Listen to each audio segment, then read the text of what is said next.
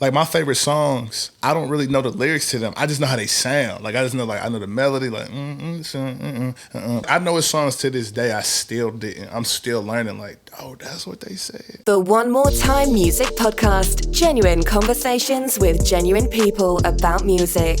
Hosted by Henry with a 3 and Playback Ben.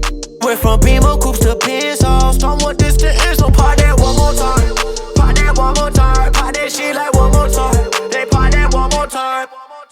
Ladies and gentlemen, welcome back for another episode of the One More Time podcast. One more time. I'm your host, Playback Ben, here with my co-host, Henry with a 3, a.k.a. the Trap Jack Black. Trap Jack Black, who we got in the hot seat today. Welcoming in on episode 62 of the One More Time podcast, legendary MC and actor from New York, the Rough Rider himself, DMX. Arr, arr, arr, arr, arr. Arr, arr, arr, arr, arr. Man. He still got it. You thought he was dead. Yeah, you thought it was. In all seriousness, we have legendary producer, we got Tane Runo. Tane. And yeah, we were playing the name game before. We definitely have some, mutuals. Shout out Jeremy. Sure.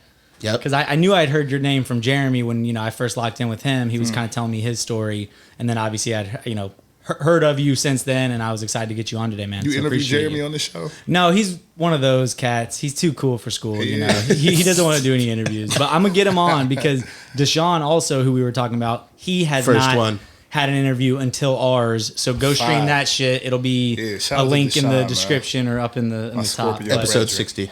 But Tane, we appreciate you coming on. You are born in Columbus, Ohio. You guys were talking about the Ohio State. For sure. The real champions. Real Buckeye shit in the building. I have no dog in that fight. I'm a Tar Heel, so, it's fine. Stick to basketball, kid. But your music career started at a very young age. Yeah, it did, for sure. Tell the people about kind of your first experience in the game. My first experience in the industry, I did this beat competition at the Vinyl, and no, way before that, bro. Way before that. I'm giving you the real. Okay, so when I first got into music, Yes. I was doing music when I was a kid. So like, I was for. Can we curse on here? Yes. Oh, for real? Fuck no. All the curse words. Shalagazam. Especially that one. Yeah. If you could use that a few more times for our audience. But okay, so I really started like doing music when I could talk. Really, my mom and my dad used to have a radio station in Columbus, or radio show in Columbus called the Capital City Rap Show. Okay. And so one day I was just in the car freestyling. I wasn't saying nothing in English. What language? Some shit I made up. Like to this day, like, I was language? just like, everything she man, you talk about yourself crazy. I do so crazy. Yeah. So kind of how rappers get like hum tracks out today. Yeah, exactly. But the thing is, like 5 years old, or man, like 4 or 5. Wow, ahead of the game, man. It's so crazy because to this day, like the way I listen to music is so different. I don't like my favorite songs. I don't really know the lyrics to them. I just know how they sound. Like I just know, like I know the melody. Like, but anyway, bro, I'm the exact same way. Like, I love that you said that because man, even so as crazy. someone who consumes so much fucking music, even like you said, your favorite songs, I catch myself being like, what did he actually say there? But I know exactly the inflection and like crazy. whatever. Do y'all go back to like old songs you listened to as a kid and then realize what the lyrics were later? And you're like, I'm gonna give you a perfect example. Brian McKnight. I don't know if he'll know the song, but it's a song called "Started Back at One," and he goes, and I started back at one. Yeah, but I didn't know he said that. What'd you think he said? I thought he said, and I think I actually made the same mistake. Now that he's like saying it out loud. Yeah, and I'm like, man, what the fuck? No, for sure. I never knew that. Yeah, it's like I know his songs to this day. I still didn't. I'm still learning. Like, oh, that's what they said. Yeah, for me, it was Not a too big bad. example of like the ones that were very explicit. Me being like, was I saying that as like a 12-year-old? Oh yeah. I don't think I was. Yeah, listen. I just don't think I realized what Not was at all. actually being said. Not at all. There's something beautiful about being able to experience a song as a whole and not just, you remember just the whole feeling of the song and not just breaking it down into the parts. It's kind of cool. It is entirely because that contributed to how I create music, how I create in general, because like my whole perception and just receiving this shit, like my satellite is different. So I'm like getting all this information so just way different from my friends. Like, you know, it's a different structure, just like how I'm computing this shit. Yeah. Which is perfect because I know, like, when I walk into the room, I have a certain je ne sais quoi. Yeah. Nice curse word for y'all. There we go. So you're freestyling in the car. Yeah, freestyling in the car. Then he brought me into the radio show. And when he brought me to the radio show, I was just, like, freestyling on the radio, and that shit was cool. So I was rapping. Then he was like, we about to have you start rapping for real. So we had, like, these Africans called Achiami Daniel, Achiami Kwame from Ghana, and they were just producing songs for me, and my dad's friend was writing the music, and so I would perform, and like I do a song called Role Model. I had a song called Role Model, had a song called Out of Control, like it was about balling out of control, like just really just ahead of the motherfucking game. The front cover of it, I'm like in a prowler, like this, the slit eyes, like, you know what I'm saying, the squinty eyes and shit, like the sun in my shit. I had, like, how old are you? Sean, I hit the top. I was like 5. Bro, that's amazing. I saw one of your other cover arts. Mm-hmm. It was under the After the Tragedy. It was under the Taji Dynamite brand. Yeah, Taji Dynamite. Because that was your rap name, and Dynamite which is pretty fire. And Dynamite is spelled Dynamght. Might. Oh, like might. Yeah, he might. Yeah. Dynamite, you know, I might explode on your ass. Stop playing with him. I just thought that was incredible because this is around the time, I think, when like Bow Wow, for sure, Romeo, the kid stars, the kid rap was like, for sure. I mean, just seeing those guys, it's crazy because I can't even say necessarily as a kid I was competitive. To this day, I'm like, nah, I gotta be bigger than them. Like they 5, but I gotta be the hardest. So, but this definitely was around when Bow Wow and Romeo and Sammy. There's a lot of young black artists, like, you know, kid artists and shit was coming up and popping. So I was really revving that shit up. But then I had like I did that for a minute, then I moved to Georgia. And when I moved to Georgia, it's like right after September 11th, I started getting into production. Honestly, the first beat I made, I was 4 years old. My dad had a computer. We was in the projects, and he was one of the first people in period. I knew what a computer projects or not. And he had this program called Acid Pro Loops. Yeah, Acid. Yeah, it's like it's pretty much how folks can make music now. Like they put loops in, and you make a beat. And so I was sampling like some Al Green shit, and I made a beat at 4 years old. I mean, that's the first time I made a beat. Wow, that's crazy. Really cold shit. So anyway, moved to Georgia, started producing more, and after I started producing more and shit like that. My dad had my mom and dad had a youth association, so they had like a camp where we was doing a lot of creative arts and shit, and I was teaching kids and shit like that, and doing beat competition. I did my first beat competition at 14. Okay. I Standard. I don't know if you guys heard of it. Yeah. But I Standard had a beat competition. I was 14. I got second place. I was salty because I'm like, I'm harder than all these motherfuckers up in here, man. I'm the coldest in the fucking world. I'm 14. These beats they're not hitting on mine. And so I came back like, I think the year after, did not place. Came back the year after that, did not place. So I'm like, somebody playing with me. Like, this shit can't be true. This shit can't be real. But just continue like making beats and stuff like that. I wasn't collaborating a lot. I learned from a guy named Toby Rivers. My uncle Rod from Middy's Productions. My dad was showing me how to make beats. Toby Rivers used to make shit for Tony Braxton and a lot of LaFace artists like Babyface and shit like that. And he was just teaching me the ins and outs of that shit.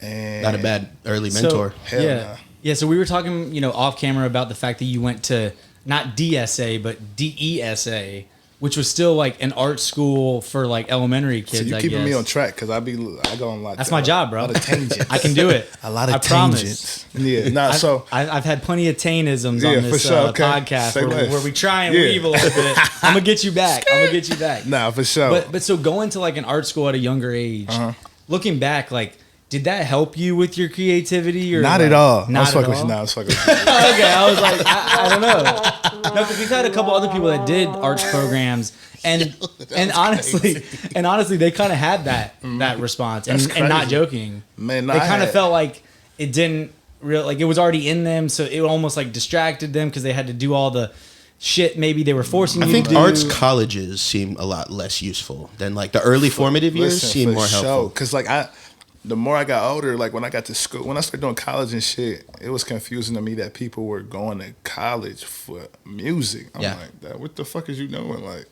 nobody who you look up to went to school for that shit, or at least completed school for that shit. Yeah. Like, I'm looking up to a lot of black rappers and shit like that. Like, I know the top people I'm thinking of: Wayne, Jay-Z, Kanye. Like 2 out of them 3 folks didn't. I mean, well, Wayne I think went post his rap career, but they didn't go to college for that shit. Like, you know what I'm saying? But to bring it back to DESA, DeKalb Elementary School of the Arts, it was an elemental school. We came in that term earlier. It was K through 7th, and that school, that was the first time I ever heard of a performing arts school. Yeah, I came from a school in Columbus called the Columbus Afrocentric School. Oh wow! Yeah, it's a public school, K through 12 theme school. It's all black. You don't even call the teachers Mr. and Mrs. You call them Mama and Baba. So it's like really. Oh wow! So do you have like rich African roots? It's crazy. I got a very big pro-black roots. Okay. You know where I come from. By the way, they taking 10% off y'all reparations get back for letting the black person have a platform. So okay, perfect. Fuck yeah, y'all good. Is that in like a coupon we get or something? Yeah, it's going to come. It's a food stamp. It's a food stamp coupon type situation. It's an Amazon gift card. The next stimmy. It's coming out of Bezos' pockets. Straight up. Yeah, that's the only reason we do the podcast. Really. Okay, yeah, that's smart. Y'all own this up. Yeah, eventually y'all shit gonna be right. You know what I'm saying? Scot free. Right off. Yeah, you feel me? So, but anyway, went to Columbus Afrocentric School. I actually also, before I went to Columbus Afrocentric School, I went to a Jewish community center school. Awesome. Interesting. I'm born and raised Jewish. For real? Yeah. Oh, shalom aleichem, my brother. Okay, there we go. Yeah. I went to a Jewish school. It was a Jewish private school. It was really awesome, man. Actually, I had to leave because one of the kids hit me. And I hit him back, and the teacher said, "Why you do that?" I said, "My mom told me like hit them back if they hit me." She said, "Well, your mother's the devil." Wow. And my mom pulled gunshots for sure. Mom pulled up like, "Yeah, what the fuck? Like, bitch, you got this shit twisted." And I'm taking him out to school. Went to Columbus Afrocentric School. Left Columbus Afrocentric School. Went to another elementary school. Went to Georgia. Came to Georgia after September 11th. Was in Kennesaw for a year. Another racist school I went to. Then I went to, Georgia was an eye-opener because I come from a very pro-black family. Like, my original name was Taji Jones. Now it's Taji Osar. Like, I took the slave name away type shit. You feel me? Like, really, like, creating our own legacy. My name is Taji. You know, that's Swahili for beholder, crown. You dig? Like, real African rooted. But I don't know my full African roots. I just know I'm highly melanated motherfucker. You feel me? So anyway, the DeKalb Elementary School of the Arts. Went there. A predominantly black institution as well. So much love. I was actually taking dance classes there. Like I was doing ballet, jazz, modern, African. Cool. And I was a part of a traveling like singing and dance troupe called Shows to Go there with a few of my friends. And I really wasn't doing too much music there, which is crazy. Like I auditioned there and I didn't know that you had to audition, so I was freestyling the audition, like ticking, saying old rap, singing gospel records and shit. I'm like, I forgot about ticking. Yeah, for sure. That was the you know whole what thing. I'm saying? So it was crazy, but like it did cultivate my creativity because I did take a choir class, and so with a teacher named Mr. Christian, and he taught me about like Broadway, Les Miserables. He taught me like hymnals and shit like that, like slaves used to sing, like keep your lamps trimmed and burning. Really cool like rhythms, cadences, and melodies, and like how to read music and shit. I don't know how to read it now, but these were components we was learning. Yeah. And I'm in like fifth, sixth grade doing this shit, and it was really cool. And so met a lot of people there, built up my creativity muscles, and then after I went there, I went to like. You went to like 20 more schools, right? Hell yeah, I loved it. I love that I love that I was hopping in between schools. I was talking to your brother, shout out Wayne. Big Weezy, shout out Wayne, man. Shout out Wayne, man. Yeah, that's dope. But he was giving me like a lot of background on like the schools, and I was like, okay, I can't keep up. Like this dude has literally gone to like 30 schools in his 28 years of living. Like I don't even know how this is possible. So yeah, you definitely bounced around a lot of schools, but so you liked that? Yeah, man, I loved it. Like, what did you? I really want my kids to go to different schools because I just know what it did for me. It just, I was very charismatic of a person, still am. And so you don't say. Yeah, you dig it? Yeah, I had no idea. This is news to me. Newsflash. I'm like, when I'm at these schools, I'm very impressionable and personable, and like shit is like amicable between me and all the people. The teachers love me. Like I'm really developing real relationships. Like I still know teachers from when I was in fucking pre-K. Wow. Who still like Taji, we love you. Anytime you hear you good. That's how you get this and the other. So yeah, like going to different schools is just expanding my network because my parents was big on communicating. At least my mother call your friends, like, have them come over. You can spend the night, so you can go stay the night at their house. And so I stayed in touch with folks. And so even if I went to another school, I'm still kicking with my friends from the other school. And then, wham, bam, and the other. To this day, like I have, man, it's just so fun to have so many places that you've experienced and so many different cultures. Just like Dunwoody, going to Shiloh High, going to Grayson Tech. We're going to get to Grayson Tech in a minute because I actually made like 2 really cool songs while I was in high school, my senior year at Grayson Tech. And like meeting people. And I don't know if y'all remember a song called Brookwood, Where You At? It was like a famous like song when Brookwood and fucking... That was the song the football team always played. Brookwood, where you at? Brookwood. Patrick Sullivan. He went to Grayson Tech, a student there, and he made that song, and he was popping and shit like that. And when I was at Grayson Tech, I took a music tech class. And that's how I learned how to use, like, really getting to learn how to use Logic and Reason. And actually, I made this record for Justin Bieber in that class. I didn't know, like, I had no industry connections, and this is just a beat I was just making at school. But I had made that record in that class, and I had made Gray for Travis Scott in that class. Wow. Major. And both of those beats were, like, songs I had done.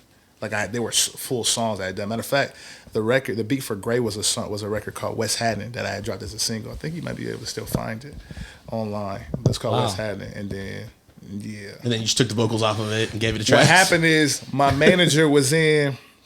So Gray came about because my manager at the time, Jay Hill, he had. Is that the Not Fit for Society, yes, Jay sir. Hill? Yes, sir. But yeah, Gray, I had a record out called Gray. I had been working on that beat in class every day. I went in, like it's crazy because there's like 3 switch ups on that. It's actually 4.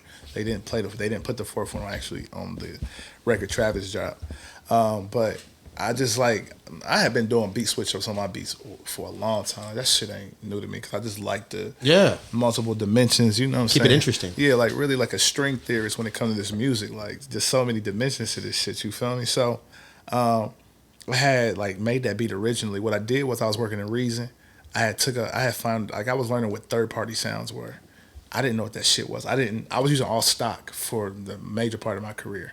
Like nothing but stock. I didn't know shit about nothing. You can download drum kits? Yeah, I'm like, whoa, what's a VST? Yeah. Like, you know what I'm saying? I'm like, oh, that's just a program like Combinator or NNXT. These are all like VSTs within Reason, but I didn't know they were called VSTs. I'm just like, yes, this is where you get your piano, this is where you get your drums and shit. So anyway, fucking made the beat. I had put some sounds in from GarageBand into my Reason. So that dun dun dun dun, that's like a royalty-free loop from GarageBand. Hard. So crazy. Hard. Put that shit in, had some drums. I'm like, oh yeah, this is gonna be cold. I was originally making it ironically for ASAP Rocky. Travis's twin. Right. Nah, but I made it for them, and then like the second half of the beat, that dun, dun, dun, dun, I had that beat in my head, which is I know you hear a lot of people say, man, I just have a thought in my head and I execute. That shit different for me because when I'm in the studio making shit, I'm freestyling like fuck every time because I'm trying to make something different that ain't really been done for. I don't want to do the same shit I did before. I'm always trying to innovate. I'm always going to innovate. Let me correct that. You did? So I had a beat in my head and I was actually making it in Reason. I said, okay, this is fine. Literally every day in class, going in the morning when I had free time, working on that beat in class. And then I made a record to it probably like a year later. And Travis, my manager, I had put the song out. I had sent it to like Reverb Nation and shit to get reviews and stuff. People was not fucking with the song. Like they was just trashing me. Song's so fire. I'm gonna fuck what they was saying. I'm the coldest. The song was so crazy.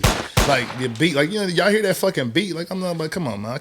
I just can't do basura. Like, what they say, basura? I can't make no trash at all. So anyway, my manager was out there with Sean Kingston's house. Because you'll see on Rap Genius, it'll say like backgrounds by James Fauntleroy. Not him. It's Sean Kingston singing background on the record. Ooh. Yeah. Interesting. And he played the beat for Travis. And he said this is after Travis had played him a record with Kanye and Drake on it. That record's still not out to this day. I don't know what the fuck it was. Damn. But We need that. Yeah, we do. So Travis heard the beat for Gray and was like, what'd he say? He's like, load that up immediately. Yeah, I guess he made some shit to it. This is, Days Before Rodeo. This is right after Al Farrell. Mm-hmm. Yeah, it's a while back. Yeah, a while back. I want to say 2014 is when that shit happened, when it dropped. Okay. Yeah, that's right. And so a week later, Jay calls and he's like, we're trying to get Chance on it. Chance the Rapper on there. I was like, okay, fine. I wasn't too super hyped about it. I'm like, okay, that's cold. That's fine. And then a week, like 2 weeks later, Travis drops it. And Gray. All this shit and everybody. And I didn't even know the impact of Gray for real. Until I went to a party or something. And I was talking to someone, I said, yeah, I did Gray. And the dude was like... But there was like some controversy around like that, right? In a sense, like... I mean, I'm just saying, like... What I heard was that Travis, like, because I would meet people and I would tell them I did Gray. And they'd be like, word? They'd be like, Travis told us he did that record. Or did that beat. And I'm like, Travis who? Mr. Scott. Yeah, I went to my mom like, is my middle name Travis? Oh, okay. Dude's trying to find his birth certificate. Like, Travis. Nah, but yeah, Taji, is that short for Travis? You feel me? Like, am I dyslexic? Yeah. But Travis, I guess, was telling people that he had made the record. And like, I'm hearing this from people who was in the studio like, oh, you did that? Travis told me he made that beat. I'm like, fuck no. Like, how'd that feel? It was just weird because I was just like, the credits is out, so I'm like, your name's on it. Yeah, my name on that motherfucker. Oh wow, okay. Yeah, like so when you go online, you'll see Tane Runo, and I'm like, okay, that's interesting, but all right, he can. So just some weird. It's just weird shit. Like I said, I met Travis twice, not in the studio though, and actually the second. Did you ask him? Yo, Wayne gave you so good information. I don't know. Did you ask him? I didn't hear. Did you ask him? So the first time I met Travis was at a Wish. She was doing a meet and greet or like some shout out Wish Atlanta. I was with Nestle, and we had shout out Nestle. Shout out Nestle, man. The bionic arm man himself. Mr. Auto-Tune. Yeah. So we was at the meet and greet. I had gave Travis like a thumb drive while I was there. We was young as fuck. And then the second time I met him was at another meet and greet after Days Before Rodeo. And I had met him. I said, yo, Travis, what's good? He said, what's good? I was with my girl at the time. And he was just like, I said, yo, I did, I co-produced Gray. And he was like, oh, that's what's up. And took a picture. So that's it? Damn, okay. Damn. Yeah, weak. And I was like, all right. But in my opinion, I'm like, man, a few things. He probably was geek. True. Didn't give a fuck. Like, he probably was just like, hi. And I was just like, oh, that's what's up, bro. And kept it pushing. And I don't know. It ain't really, it was just like, all right. Well, also one thing I want to, get out there. This was during the mixtape days still. I guess kind of like the end of the towards the end of the mixtape era, if you will. It's 2014, we said. Mm-hmm. Was it true that producers just weren't getting paid? Is that true that you haven't? Yeah, so sneaky motherfuckers. I was like, nah. Nobody got paid for that because it was just like put out on SoundCloud. Like, that's not on streaming services. I know, but like, how does that? Not at least I didn't get paid. Yeah. So he may have had some homies he paid for the beats. Like shit, he had vinyls and shit on there. Yeah, fucking Metro and shit. But everybody has it. That's so crazy. I talk about like payment in the game because it can get real funky when it comes to payment. Oh yeah, in the industry and getting paid on time or getting paid. Period. My best experiences with like when it comes to just like businesses on that is like Reach Records, like gospel. Oh yeah, they're incredible. That's like, the Christian label that Keenan worked at. Yeah, Reach. That's right. Exactly. Yeah. Yep. Shout out to them, man. They do excellent business. They're doing the Lord's business. They're really like the Chick-fil-A of the music industry. You feel me? To the hate gays, they got great chicken sandwiches. For sure, yo, and you fucking like. But man, they say my pleasure like great customer service. Their customer service is through the roof. Nah, but Reach is all love, man. Shout out to Reach. Thanks for man. the beat placement opportunity. My pleasure. That's hilarious. Nah, but yeah, I didn't like it. As far as like payment and stuff like that goes, it was a free mixtape. So you don't necessarily expect to get paid when something gets put out for free all the time. Yeah, the artists weren't really getting paid either. That's the thing. I mean, I get it, but like.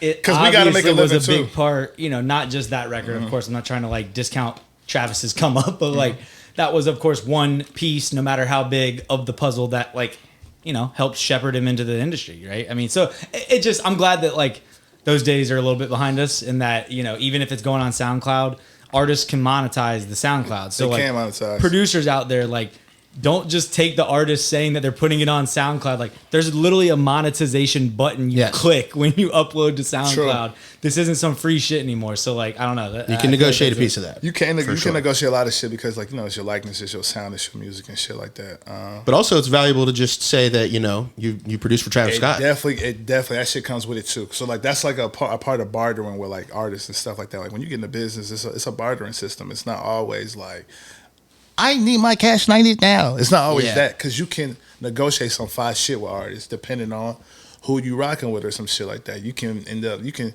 negotiate shit like where, okay, shit, instead of paying me, put me as like the co-artist on the record so I can get some monthly listeners. Yeah. So you can bypass. I just showed you like there was like some famous entertainment lawyer that posted like 4 ways to do a creative deal. Mm-hmm. Like, honestly, you might have seen the same tweet. I don't know. That's off the top. Oh, there you go. Shout out to my manager, Justin Chaz. He's definitely got the sauce. But like, exactly. So you can kind of do like a streaming services like shout out where you're a primary artist too. You can get some recognition that way because people are like, who the fuck's Tane Runo? And it's like, oh, that's this guy. True. He also is a producer, whatever. And then you can do like, hey, I'll give you this one for me if you give me one for like a producer tape type shit. So yeah, like, don't fuck up relationships over money type sure. Shit. But also get your fucking money. It's like this like get your worth, man. Know your worth. Know your worth. And I know that's a very common saying, but it's literally just about negotiating and like not tolerating disrespect, because it can be times where you might negotiate something with somebody and they'll disrespect you because they feel like you ain't worth shit. And I've been in circumstances like that where I'll be like, okay, well, this is what I want. And instead of the response being like, oh, nah, we can't do that, let's try something else, they'll tell you who you not. And you know what I'm saying? You ain't Metro, or you ain't this, that, and the other. I don't give a fuck. I know I'm not Metro, nigga. Like, I'm Tane fucking Runo. Like, and that's how I feel about what I do.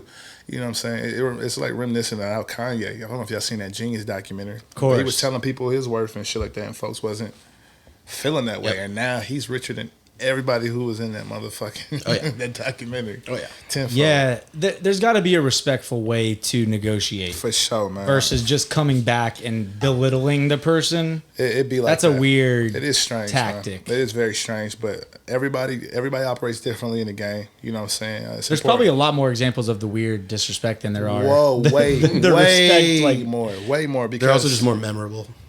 When definitely some shit goes wrong, they stick and stain. I don't know. He remembered the Reach Records like smooth negotiation. Yeah, that's memorable. It was incredible because I'm just like, these guys they do excellent work, man. Yeah. Like they make sure that the people who are working on these projects are taken care of. Yeah.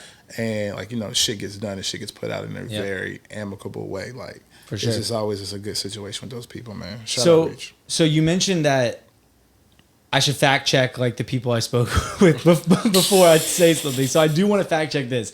You were doing beat battles, you mentioned. You were, it's a fire interview, man. Yeah, appreciate it. Appreciate you. So you were coming in like either second place, you weren't placing, you were like going to more and more, you were showing up at the same ones every year, whatever, trying to do your thing, right?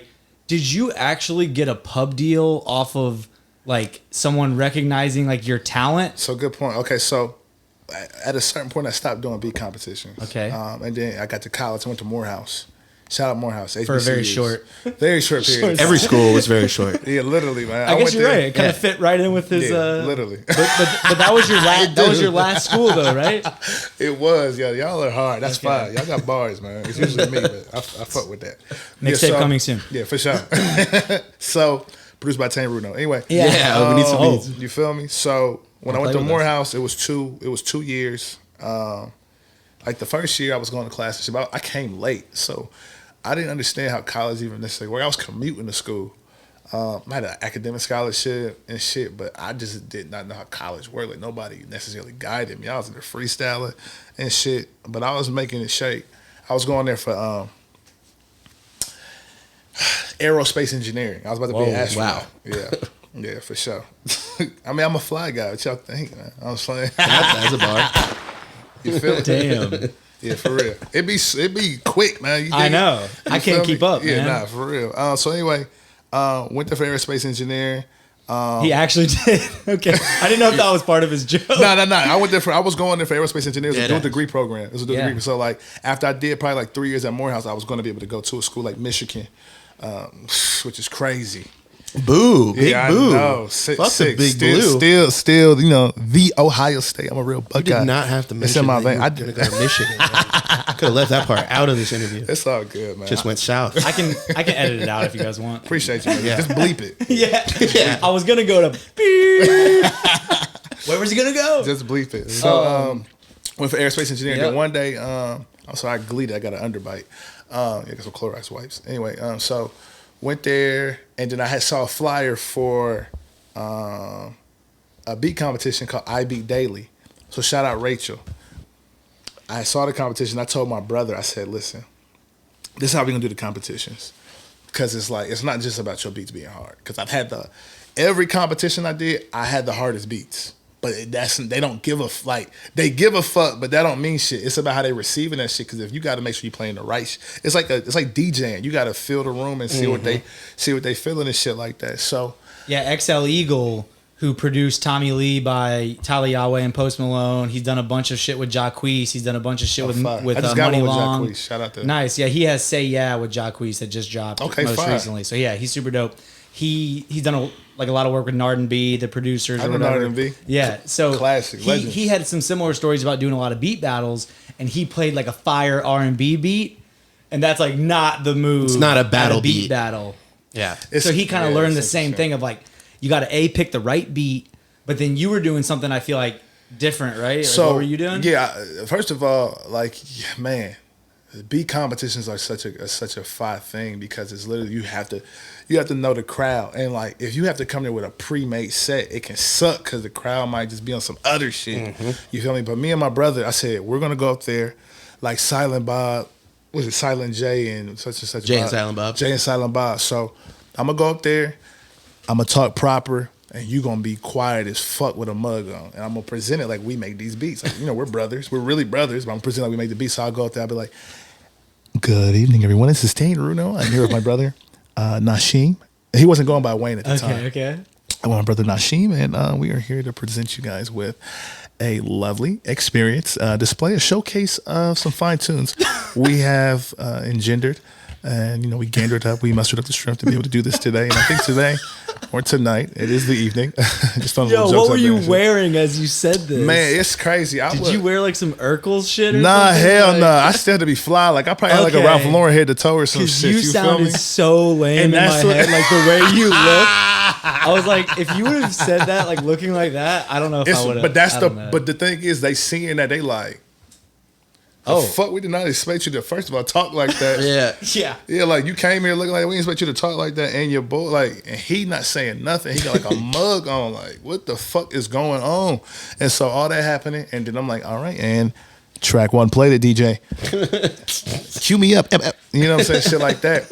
You know, play the beats, and folks would just be like, what the fuck? And ever since I did that, I started winning every competition, period. Because they was just like, you feel like you set like low expectations in their heads. Exactly. It's almost like, it's like, and then you blow them out the water. Because I know my beats was crazy. Like, I had sweet, like, you usually in these beat competitions, you got like a certain time. The max time they usually give you probably 60 seconds to play a beat.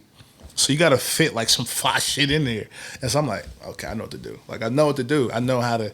They like switch ups. They like shit like that. So you got to know how to put that shit in there. And with my brother being there, it's just innovative. Like, you never heard no shit like that. Still ain't heard no shit like that to this day. And people picked up on it. Like, you can, like, I feel like I was impactful on just like the beat showcase culture, especially I Standard. Like, you know, they started making beats similar to that glitch and shit.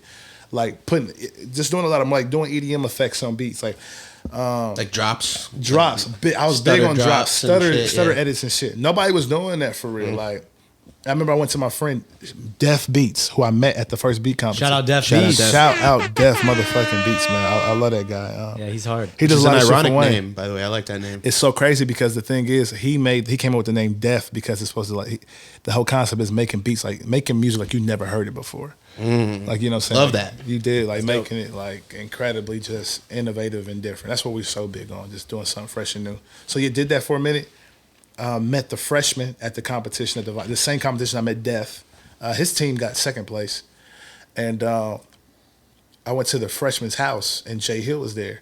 So I was playing beats, and then Jay Hill was like, oh, what the fuck? Like, you cold, bro. let's chop it up. We chopped it over a minute, and then I got my first pub deal through was it BMG Chrysalis, and then, Just like that. That's crazy because like you had no hit records out. I had nothing. You had no records had out. no placements. No placements. It was just me being raw talent, like working on music. I didn't know many artists. The artist I did know was my like this guy named Young Thor and my homie. His name was Self Dread at the time. He's like a brother to me. He goes by Dre Montana. For incredible artist. Tana Almighty. He's just so fire. He's a trap artist and he's incredible. He taught me so much, and it's so crazy to hear the music he makes compared to the music I make. But I was making music with them, no big names or none of that shit, and people were just learning my name through these beat competitions and shit like that. And yeah, Jay Hill came across my music after hearing it and was like, "Yo, come fuck with me." That's like, crazy. We can make shit happen. Yeah. That does not happen pretty much at all anymore. Yeah, so at don't all. take this as advice that you're going to go to a beat battle Man, and get a nah. pub deal with no records out. It's At all. not going to happen. It doesn't. I'm sorry It's to literally burst your bubble. such a rare circumstance to happen. Like I said, it's like some real old school shit. Like they coming across a doo-wop group and like, oh, y'all sound good. I'm about to produce y'all or some shit. Like it's like one of them situations. And That's crazy. He just knew like, okay, you got some shit, so let's take it through there. And that's when I got my crazy. first placement with Travis and Justin right after that. Yeah. So Talk about the Justin placement. Yeah. Okay. Can you tell us the like circumstances surrounding this Justin Bieber So song? the Because- Justin Bieber record, it's not even officially out. Yeah. Okay. I'm gonna say it's a placement because it was the first time I ever had any like major artists on my shit. Period. Like it was crazy. So the beat is this beat called Bad Mind that I made in Reason. I actually made that beat when I was 16 Wow. in my bedroom, and I added onto it senior year of high school. That's a gem. Yeah, going back to an old beat. Going back to an old beat. updating it. Listen, I do that. I never shit. do that. Man, I did that shit. I got fucking Got some fuzz. a perm in my mouth. So fucking Justin. So I made this beat called Bad Mind. It's like a reggae beat, super fire. And I fucking what happened? So years later, fuck with it in high school. Made this. My final project was over this beat. I'm like, this shit's gonna be cold. I started adding some more shit to it. Had people come play guitar and stuff in class. And one day, I just sent some packs of my beats to Jay Hill. So he was in LA. He had met up with Pooh Bear. Shout out to Pooh Bear. Wrote huge hits for a lot of Justin Bieber hits. He even wrote Peaches and Cream for 112. Oh, wow. That's his first placement. He wrote that when he was like 15 or 16.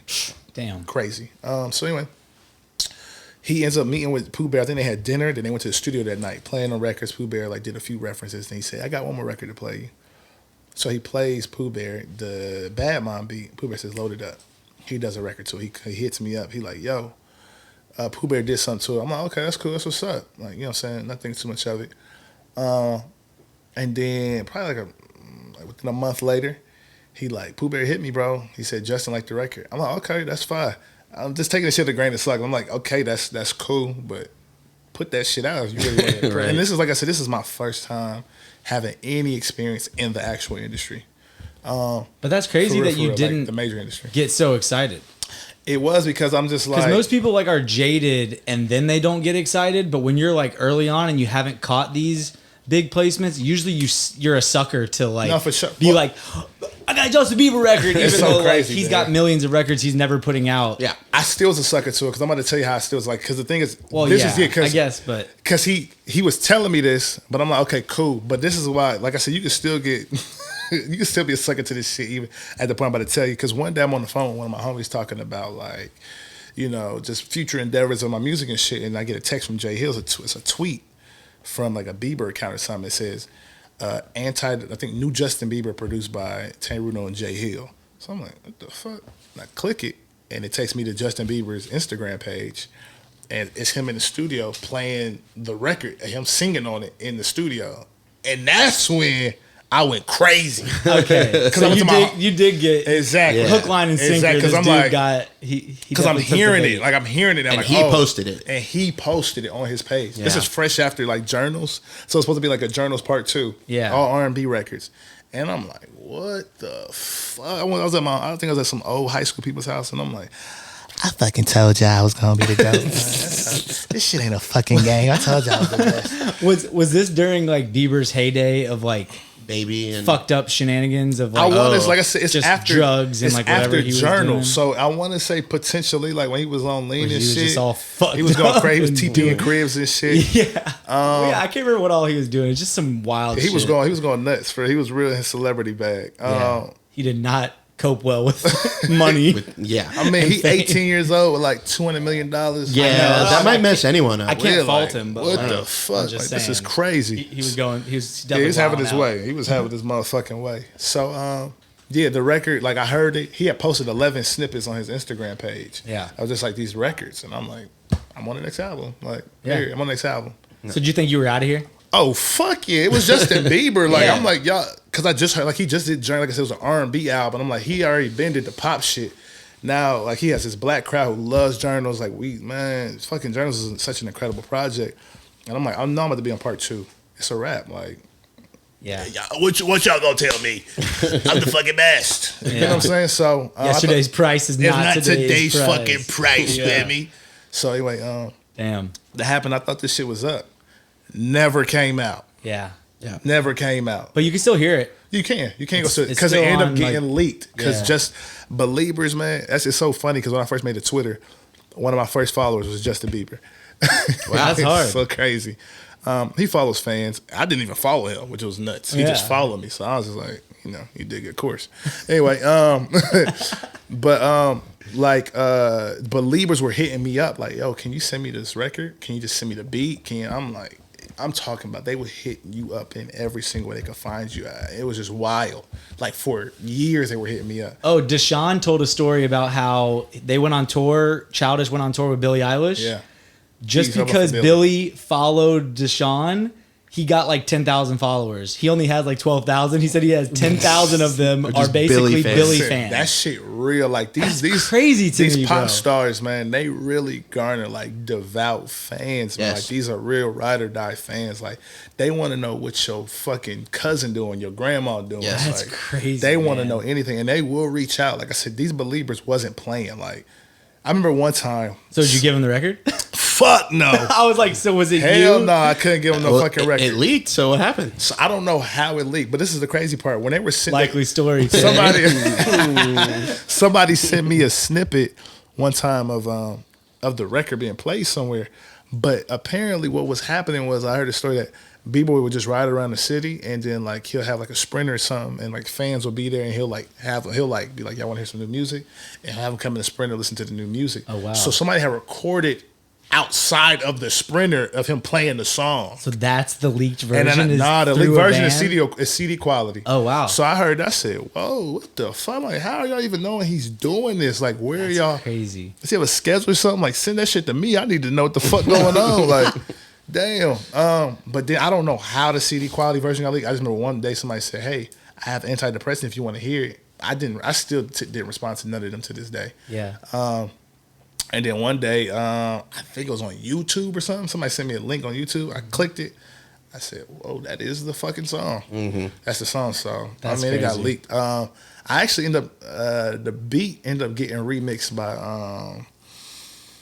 a Travis Scott affiliate named Ashton Travis. My homies Tej and Groove, who I met through Childish and Deshaun.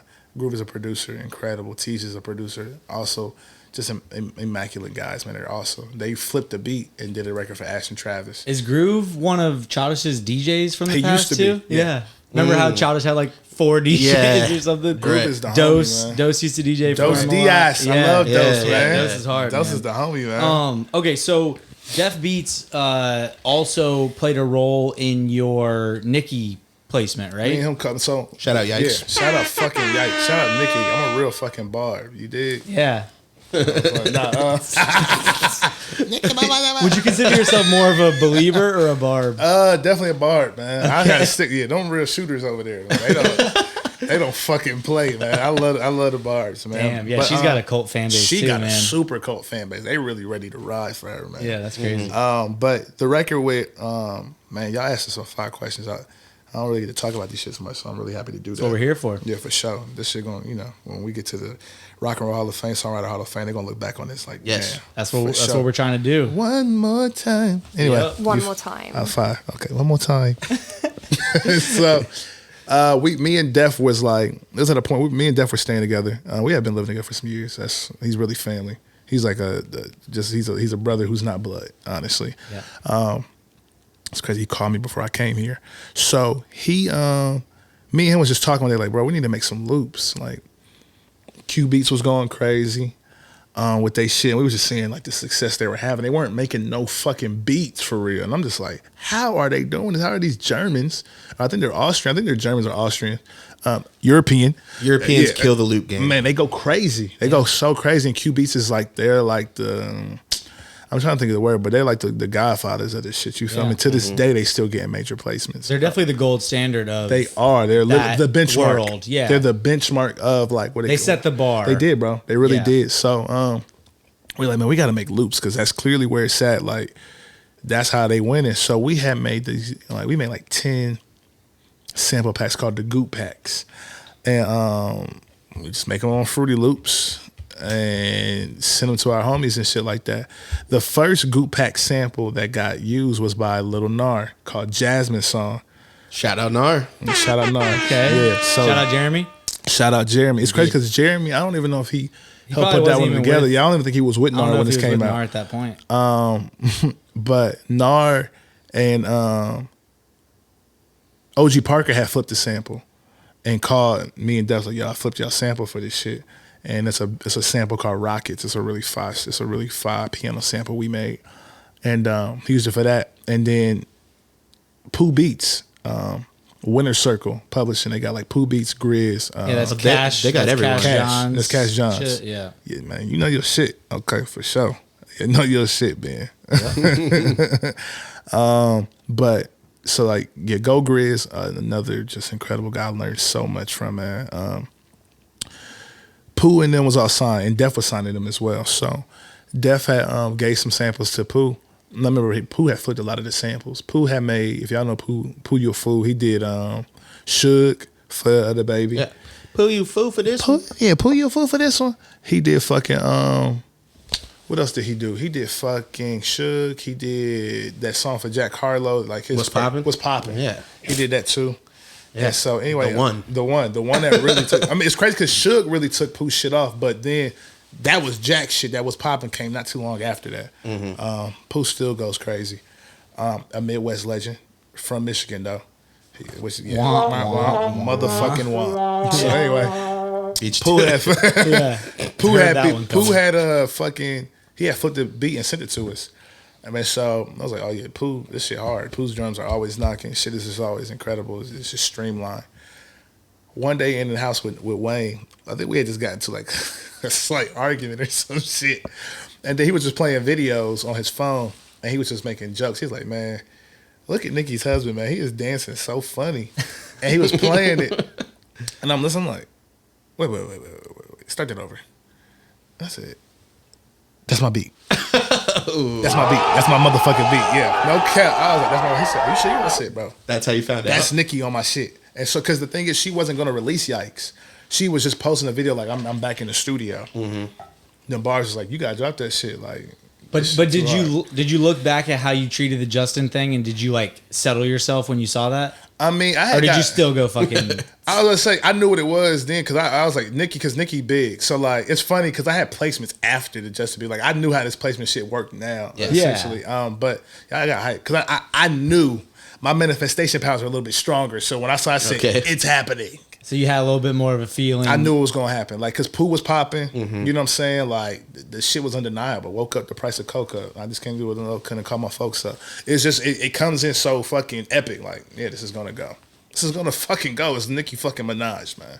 And it did. And it fucking did. Platinum record. My first platinum record. You know Congrats on that one, man. Yeah, Major. Sure. Appreciate that. That's huge. Yeah. No, we definitely had a few people tell stories about like them finding out that they most likely got a placement or already did get a placement by like hearing it on the fucking radio. Or that shit sucks, man. Because like I said, to suck. It's like it's It sucks and it's cool. It's a gift and a curse. I love to say gift and a curse because of the Jay-Z album. I don't know if y'all ever seen the Blueprint. He did like a Blueprint and he did like 2 parts. I think it was for like the Blueprint 2, gift and a curse. Anyway, it's a gift and a curse because, like I said, sometimes like a record will be so hot sometimes and you don't know who the sample is and they like, man, we got to put it out. You put it out, somebody's going to hit you up about it. You're like, okay, we're going to take care of you. Yeah. Know that you're going to come across people who don't give a fuck who made the sample. Put that shit out and you try to hit them. They're like, okay, so what? But like I had a homie who Epic Pro, he made Don't. He co-produced Don't for Bryson Tiller. Oh yeah. It was from a sample pack he had made. And the song came out and they didn't hit him about the sample pack, but ended up working to where he ended up getting his pub and be able to get his shit and stuff done right. So it's situations where it works out perfectly and some situations where it doesn't. Of course, you always want to get paid before or the day of the record comes out. When it comes to just rap music, I'm not going to hold you. That is typically not the fucking case. I don't know about any other industries or any other music, but that's just when I've dealt with predominantly rap and R&B music. That doesn't happen like that. Majority of the time. Don't hold your breath, guys. Yeah, don't. In my do experience, if the song has gotten a lot of buzz, then the people will do whatever they can to make sure the song stays up. So if the producer comes back and says, And that you sit quiet. that's my sample, Yeah. that's my sample, I will cease and desist and we will get the song taken down, they'll be like, all right, name your price. You Yeah, know what for I mean? sure. We need this record to keep going. that. For sure. I mean, and you got some situations where people wait till that shit stacks up and then, Yeah, which is kind of of shiesty, right? It is. It's next level because That's you the can get Juice WRLD and Sting thing. I would say Sting. I don't hate the approach though. I'm about to say that's why I From a say business it's a gift. perspective. It's a gift and a I mean, curse. what? With the situation. Honestly, That does make sense there. yeah. honestly, the people. It's not like they're dodging the people or something that we're putting it out. Like that's on them, you know. Not true. Yeah. It's So, like You got to know who so someone holds fucked the you, rights so to this you, music. I don't know. I guess it is like a childish, like kind of immature. Like I'm gonna fuck you Fuck harder. them back. Like, yeah. But it's crazy because you can, like, it's not even always necessarily a fuck you harder. It's just like I'm gonna wait till that shit get big and I'm gonna get my payback. Like, Yeah. It ain't even about you getting fucked over. I'm about to get up. Yeah. Yeah. Like, you know what I'm saying? Because like, okay, like, because some people may, Blurred Lines, one of the most controversial ones. You know, they Marvin Gaye's estate, that record made millions of dollars. Also a rare thing for records that make millions of dollars. People need to understand that. Yes. It's a big feat. Going platinum is great. The record, of course, made over $1 million, but everyone on that record has not made $1 million. Individually, No. yeah. At all. No, At all. people definitely overestimate. There are platinum the producers who monies. still have jobs right now. That's crazy. for sure. Home Depot. Right managers. now. You feel me? No, for real. Like, this shit is not, like, you know, this shit not easy. I mean, a whole album, for an album to count through streaming, it takes 1,500 spins in order for it to count as one actual record sale. sold. Yeah. I'm gonna be 100 with y'all. I've looked on my iTunes and I've done it by the songs I've played the most. I don't have one fucking song over 1,000 plays, bro. Yeah. I don't have one song over 1,000 plays. I don't know. It's just not realistic. But these are the standards of the game. That's how this shit works. Yeah, And that's meaning why you personally, if you would have bought the single, that Exactly. would count as one single sale. Right. You've clearly not listened to one song 1,500 1,500 times. at fucking like listen, Which guys. is, you'd be insane if you have. Like That's a lot of Even my favorite listens. song, That's what I'm yeah. saying. Even your favorite songs, you just have not like. I literally there's not enough time in your Fuck life. no, Like, it ain't enough time to unless you're listen to a song that literally much. listening To the There's too much music now too. I did way that too back in the much. day. Like my iTunes would keep a count. 1,500. Yeah, I had like 4,000 or 5,000 on some like System of a Down songs. What? And Oh, stuff like you that. different. That's man. what I'm saying. Yeah. I have You never had heard no shit. friends. Like I don't know what you were Dude. doing, bro. Okay. Henri. That's crazy. That's crazy. Henri. All right. So we talked a little bit about this, off camera. Talked about Christo, your relationship with him. Love, because I was just on started. the phone with him. I saw Chris. So yeah, shout out Stowe. Go check his episode out too. For sure. Please go check that shit Link out. in the top Him right. and Benji. Yeah. Yep. We had Benji on too. Benji's Super my hard. homie. Yeah. Love Benji him. episode in the top right now. Dang it. What am I offering up here? So we've gotten Jace's perspective on the ROTD3 sessions. We've gotten Deshaun's perspective on it. I We've gotta hear gotten theirs. A couple other people's, I feel like, perspective. We've talked Yeah. about these sessions a lot, but they are legendary, so they deserve to be talked about. You mentioned that it was a pretty pivotal networking opportunity for you. Yeah, man. Paint us the picture of kind of like what your approach was when you showed up, right? Because I heard it was chaos. Like, how did you actually treat being there? You Just know a what I mean? bunch of rooms. It was a bunch of shit going man. on. It was so much. It was good chaos. There was a lot of people there, It was at Tree Sounds. My homies, Michael Aristotle and love him. Yeah, Mikey. Yeah, he did a record with Neek that I loved. And for real? Yeah, Money Making Neek. Shout out Michael Aristotle. Yeah. Him and my homie Willie Hendricks. Willie Hendricks and Mikey are. I know both of them through Wara. You know Wara? Nah, who's Wara? Wara from the neighborhood. Nah, damn. Works with both of them, and he's good buddies with Grip. Who Grip? Nah, I know. They know. Okay, so Grip is how Mikey and Willie guys. Okay. Yeah. Okay. Same Fine. circle. Yeah. Okay. Mm-hmm. I went to high school with Willie. And him and Mikey used to hang out a lot in high school. Cool. When I went to Arabia Mountain. So anyway, they were actually like working out of Tree Sounds almost like exclusively at the time. I think they were doing shit with Missy. Cool. Wow. So fucking fire. They was working with Missy. We was in high school together, guys, like coming up together. Oh, wow. Me, Willie, Mikey, Aristotle, Mr. 217. I don't know if y'all ever heard of him. He's 217 on the track. Yeah. Atlanta legend. Yeah. We all went to high school together. And so, One of your high schools. right, one of them. One of them. It's This guy went to high school with everybody. For sure. At least for a few months. At least for a few months. At least. So anyway, I was my homie Chase the Money also. Shout out to Chase the Money. Shout out Chase for money. Yeah, shout out Chase, we'd love to have you on the podcast. Yeah, for sure. Tap in. You heard it, Chase. Come on over here, Chase. So, I think me and Chase was like staying together. Me, Def, and Chase was living together. And then Chase was like, shit, just come with me to the studio. And Mikey and them was also telling me, like, listen, if you just come up here, we're going to let you in. Because it was like, they had them flyers that like, you've been cordially invited. Right. But people got in that didn't have those. Fuck yeah. It was so deep the first few days. It was so deep, bro. It was so deep. So anyway, went in there. I ended up getting in through Mikey and them, and then linked up with Chase because he was in the room. And Chase was in the room with Ian from Earthgang, Wild Great Deluxe, Christo, Wayne was in there, Pyrex Whipper. I actually got video footage of it when we was in there, and everybody's playing beats and shit like that. I said Wayne was in there with me, and then they passed me the aux, and I started playing beats, and they was like, "Oh, you crazy?" Yeah. Yeah, I am, for sure. And they was fucking with me. And I just was like hopping from different rooms. Met Kid Hazel, met a lot of people there. Like ran into Ari Lennox, J. Cole, just shaking hands and shit. I'm not fanboying. I'm in there trying to work.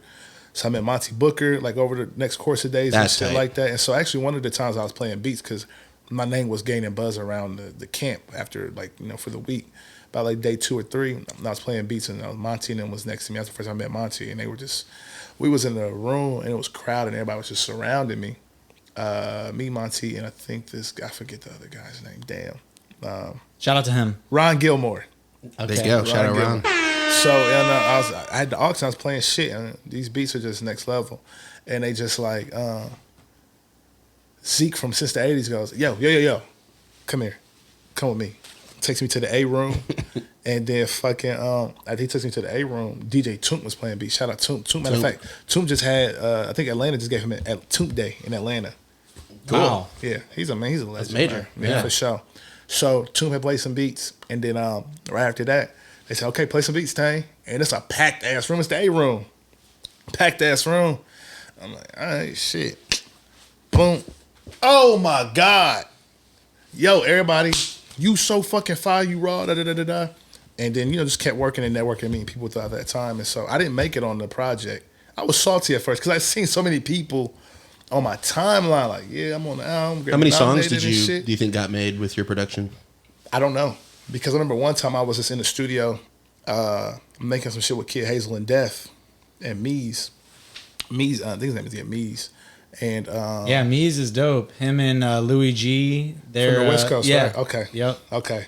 I haven't seen Mees in such a their artist is this dude Kyle. Kyle Banks. He's pretty dope. Kyle Banks is actually a producer. He's also a producer. Yes, he's actually crazy part is Kyle is getting to his artist shit. Kyle is one of the coldest producers. He's mainly doing a lot. He's kind of like a Childish character. He's kind of like him and Childish are very close. Yeah, there you go. Yeah, okay. Yeah, him and Childish are very close. I was actually with Kyle and Childish out in L.A.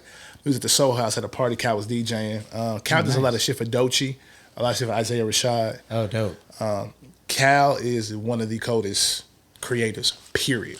He's a dope R&B singer too, though. He does sing and rap. Oh yeah, exactly. Cal also produces for Baby King. He put me on to Baby King. Oh wow. When I first met him, he put me on to a guy named Kiefer and Baby King. He said, "You might want to check this guy named Baby King and shit." He said, "That's all I've been working with."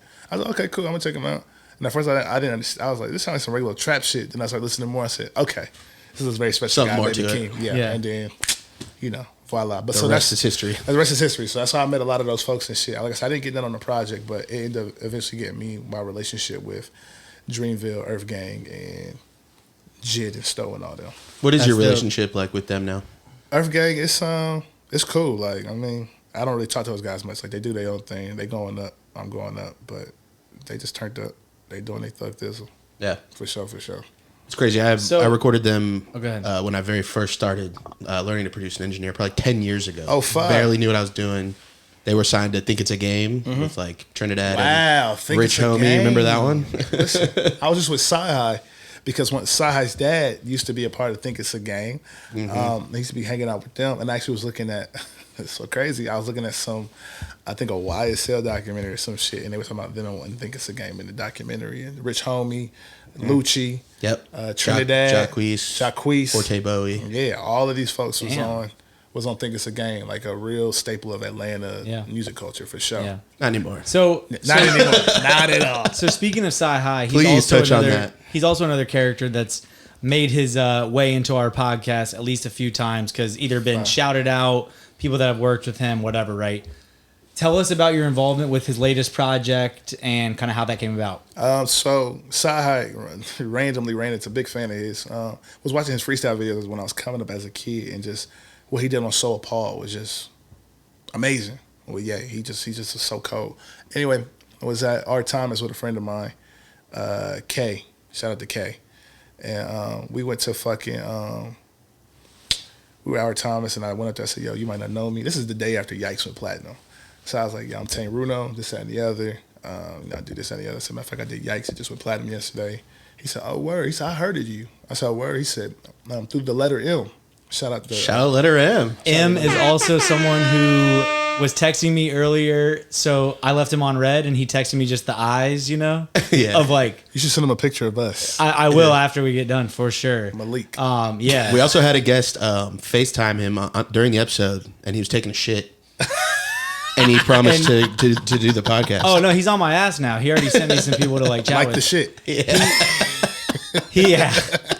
He basically commented that he's shitting on people daily. is his punny way of saying he's taking a shit. Yes. Sure. But yeah, so letter M. So we're getting you on the show. It might actually already be happening at this point. Yeah, so. for sure. By the time this comes out. Yeah. And shout out to the letter M, man. Another creative, another East Side legend, man, who's impactful upon just how I think and what I do shit. So anyway, M, he had been talking to Sci. I remember one time he had FaceTime me with Sci because they was, I guess, cooking up and shit. He's like, yo, that's my homie Tane. He's playing my beats in there and shit. I said, damn, Malik, I appreciate you, bro, because you didn't have to do that. Yeah. But you made a very smart decision. So anyway, he did that, and I said, okay, yeah. So I sent Sci some beats through text. He texted me like, yo, can you come to the studio today? And I'm like, wow. Let's get, like, I was busy. I said, let's link up in the next few days. Linked up. Came, heard the project. He was playing me the project called The Story of EGOT. If you don't know what EGOT is, it's going to be something that I'm going to be getting.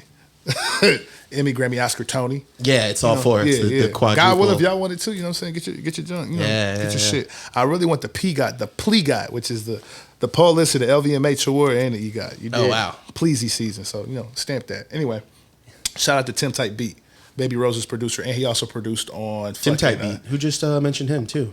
Someone just mentioned Vision. Deshaun, I think maybe. Okay, so Tim Type Beat, producer of Baby Rose, he also did 3 records on the new Kendrick album.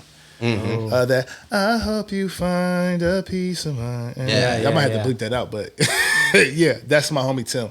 Very, very good friend of mine. Yeah. We coined Pleasy season. So anyway, working, met Sci, linked him at the studio, played me his Story of EGOT project, and then was like, he played a record called Slide. I said, ooh, that's fire. Shout out to Slim Wave and Go Grizz who were on the production. He said, Tay, can you just like do a switch up on this motherfucker or something? I said, sure. Did a switch up. He like, damn, that was fire. Can you do something else? And so he started bringing me other records. He brought Slide. He brought the record Tears with Jacquees on it. He did a record called So Help Me God featuring Baby Rose and Lizzo, I think, is on that record. And this is on the EP EGOT, and it's one more record: Slide, Tears, So Help Me God, and Extra. Exclusive also, who produced I'm All the Way Up, co-produced on all those records. So me and him co-produced on all those records. And yeah, me and Sai did that, and then we got some more shit coming out for his album where I touched on all the records and shit like all that. of them. Mm-hmm.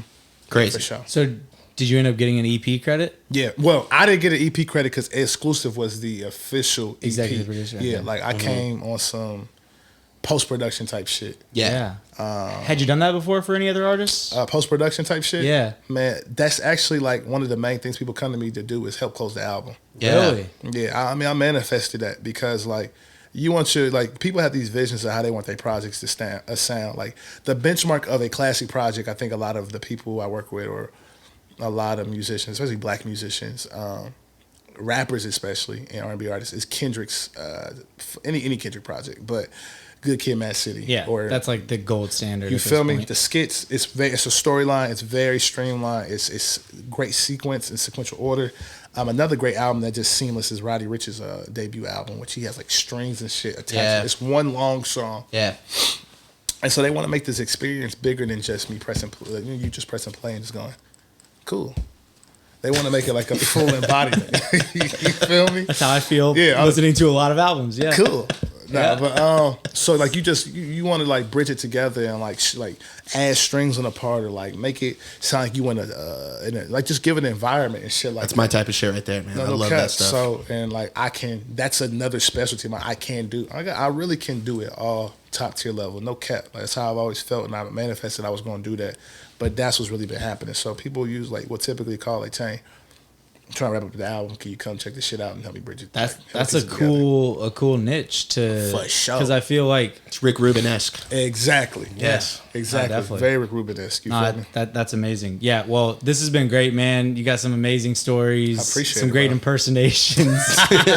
Bravo. Yeah, exactly. No, this has been great. We really appreciate you coming on. Yes, sir. And M, we're getting you on the show soon. Yes. Would Big love Sci-Hi did comment on one of our posts For real? saying that he would do an interview, and then I DM'd him and he didn't open it. I'll call Side. Can you personally. fucking make that happen, bro? And remind him that he already agreed. say less? Yeah, Say just less. be like, if he's heard of the One More Time Yeah. podcast like 5 times, eventually he's got to do it. For right? sure. Yeah. We're gonna get I mean, Side that's what on happened with this motherfucker. M. He also said he would do it like, 10 episodes We're ago. gonna get. We're keeps gonna popping get. up. We're gonna and get then, Side. and then he got FaceTimed on the show, and he was like, "God damn it, I guess I got to do this." We're on people's asses. Literally. Yeah. Yeah. Sure. Jesus. Yeah. Appreciate you coming on, man. appreciate Henry, you, until man. next week, what are we Appreciate doing? you, Getting out of here. Getting out of here. Peace. Battle. Pop that shit like one more time. They pop that one more time. Pop that shit like one more time. They pop that one more time. Hop up in that foreign skirt, no. All the homie, this shit tripping, no. Middle finger to the law.